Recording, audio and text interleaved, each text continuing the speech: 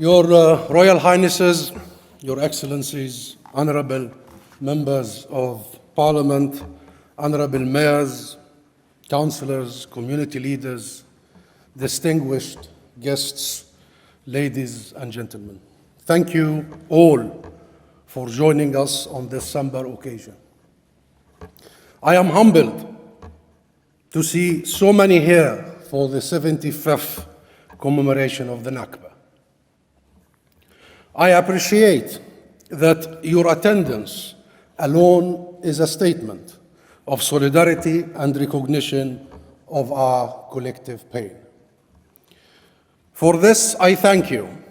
Allow me also to express my gratitude to the many people involved in putting together this evening's historic commemoration, from the Palestinian institutions back home to our very devoted team at the Palestinian mission here, who have worked tirelessly, as well as our very cherished Palestinian community in the United Kingdom. Also, my appreciation goes to tonight's speakers and artists. I thank you for giving up your time and efforts, and you being serious about furthering knowledge of this immense and ongoing injustice. Without a firm understanding of the Nakba and without redressing the grave injustice it spelled for the people of Palestine, there is no hope for a just solution, my friends. And without justice, there can be no peace. So, my friends, one day, when I was a young boy, my father took me by the hand. He had bought his first car and wanted to take his father and his oldest son, the 3 generations of the Nakba, to come on the maiden journey with him. I did not know where we were going, but after a short drive, maybe 45 minutes or so, we stopped. All we saw were ruins. And I wondered why we had come until my grandfather explained that this was what was left of our village, Simsim, to the very north of Gaza. In 1948, my grandparents were forced out of Simsim due to the advance of Zionist militias who were acting without restraint, engaging in massacres across Palestine. At the time, my father had been a toddler. He was carried in my grandmother's arms, tied to her chest, so she could hold his siblings.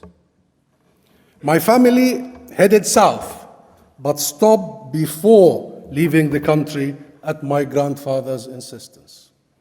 I was born in a Rafah refugee camp in the most southern part of Palestine. I grew up in a Rafah refugee camp. I was educated by UNRWA with a tin roof and barely enough tables and chairs. Our visit to Simsim, my friends, distinguished guests, was my grandfather's first visit back. And with the village demolished completely and overgrown, it was unrecognizable to him until he found a tree that used to stand by their house. A fig tree, I remember it vividly, as it is now. That was how he remembered where his home, where our home had once stood. Now, for those who have not experienced the loss of home, the loss of country, it may be hard to fully comprehend just how traumatic such an event is.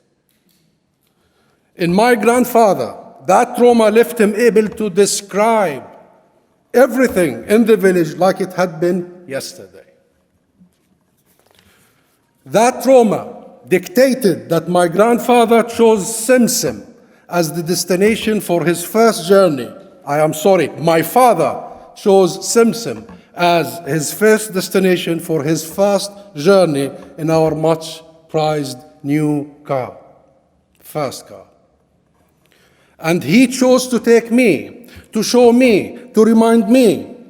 To me, with my child's logic, there were so many questions that moment. Why are only 40 minutes away? Are we really only 45 minutes away from the refugee camp to our original home? That was the child's thinking. Why can't we stay? I was thinking. Why can't we just stay? Why can't we rebuild? Why can this be right? And how can this be right? Today, with an adult's logic, all these years later, I ask myself the same questions. How is it that this has been allowed to fester unaddressed for so long? Why, when international law and common human decency is very clear on the matter, are there still 6 million Palestinian refugees today scattered around occupied Palestine and the region, stateless, destitute, and able to enjoy only limited rights?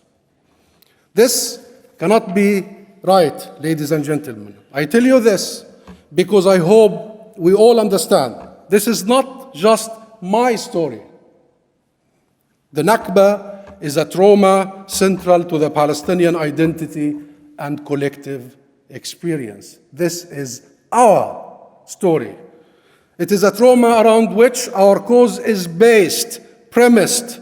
The Palestinian struggle for self-determination began long before the Nakba, but correcting the injustice inflicted during the Nakba is of fundamental importance to every Palestinian. Our struggle is indeed for justice and redress. Our struggle is that the rules that ought to apply to all peoples of this world apply equally to us. The right of refugees to return to their homeland and to receive compensation for their losses. Our struggle is to secure our internationally sanctioned human, political, and national rights in a sovereign and independent state of Palestine with Jerusalem as its capital, at long last. Only once these issues are addressed can we begin to heal. It's been 75 years, my friends. Sadly, with Israel's ever-expanding illegal colonial settlements project in occupied territory, the Nakba is ongoing. People are still being displaced, are still being killed, are still being arbitrarily detained, are still being made homeless, are still being forced off their land. Israel is still acting with extreme prejudice and impunity, as we have seen yet again this very week in Gaza and the rest of Palestine. Shamefully, the world is still standing by, allowing this to continue. And yet, the United Nations will this year recognize the centrality of the Nakba and its unaddressed consequences for the Palestinian people and our region over the many decades that have passed since. This is a step forward. Every UK government in London, in Cardiff, in Edinburgh will mark the Nakba next week. This is a step forward. Recognizing the centrality and injustice of the Nakba is a necessary step, especially here in Britain, where it all started. But it is not just a beginning. There must be accountability for Israel. It must be based on justice and law. There must not be another 75 years of Nakba. My predecessor and inspiration, actually, His Excellency Ambassador Afif Safieh, who I'm very proud and touched that he's among here, did lead a commemoration of 50 years of Nakba here in the UK when he was ambassador. Now I am his successor, commemorating 75th anniversary commemoration of the Nakba. I hope our successors will not have to do the same. We, the Palestinian people, will not relent, my friends. We will not relent in our struggle. And we know you in this very iconic hall that hosted the first UN General Assembly, and the millions of the freedom-loving people in the UK and worldwide. We know we will stay. You will stay with us for the duration of this long journey to freedom.